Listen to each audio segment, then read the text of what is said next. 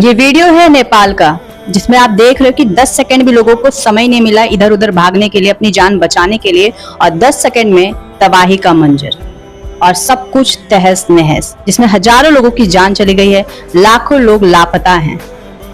इसीलिए कब क्या हो जाए किसी को नहीं पता, कल क्या होगा इसकी चिंता छोड़कर हमें आज में जीना चाहिए, क्योंकि कुदरत की मार से कोई भी नहीं बच सका। इसलिए हमें आज में हंसी खुशी जीना चाहिए।